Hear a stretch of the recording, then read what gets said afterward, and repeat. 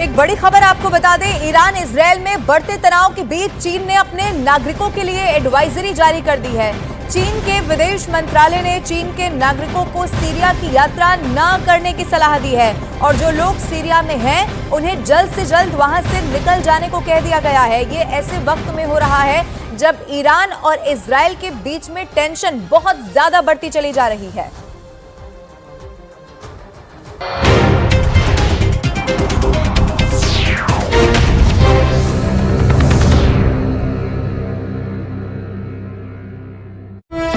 Company Dassault के सहयोग से बन रही थी।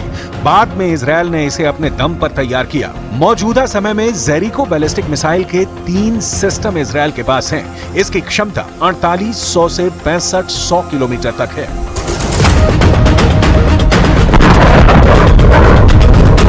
पूरा ईरान इजरायल की एक मिसाइल की जद में है, यानी ट्रिगर तेल अवीव में दबेगा और बारूदी जलजला ईरान में उठेगा।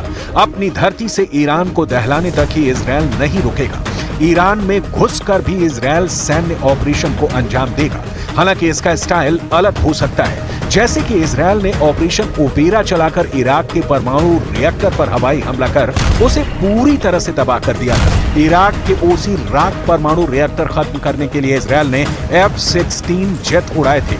ऐसे इजरायल के सबसे घातक लड़ाके हैं मोसाद एजेंट, जिनका दुनिया भर में डंका बजता है।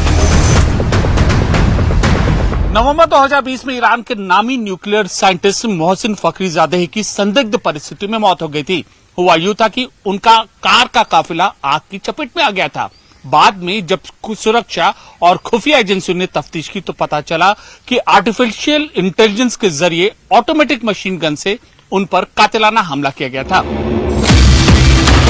मोसाद एजेंट्स ने यह ऑपरेशन अंजाम दिया था। मोसाद एजेंट के ऑपरेशन से ईरान किस कदर खौफ खाता है, इसकी एक मिसाल 2018 में भी देखी थी, जब तेहरान में घुसकर मोसाद एजेंट ने 32 अलमारियों में छिपाकर रखे गए ईरान के न्यूक्लियर प्रोग्राम के डॉक्यूमेंट हासिल कर लिए थे। ईरान के इतिहास में इसे अब तक का सबसे बड़ा झटका माना जाता है।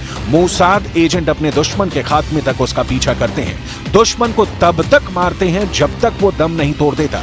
वॉर फ्रंट पर मोसाद एजेंट ईरान के लिए सबसे बड़ी चुनौती बनने जा रहे हैं। इसके साथ दोनों देशों में फुल फ्लैश्ड वॉर की नौबत आने पर कई और फर्क साफ हैं। जैसे ईरान के पास भले ही पूरे मिडिल ईस्ट में सबसे बड़ी सेना है और एयर बैटल के तमाम हथियार डेवलप कर लिए गए हैं, लेकिन इजरायल के मुकाबले उसके सैनिक ट्रेंड नहीं है। ईरानी सेना की जो सबसे बड़ी कमजोरी है वो उनकी एयरफोर्स है। ईरान की एयरफोर्स इजरायल के मुकाबले कहीं नहीं ठहरती।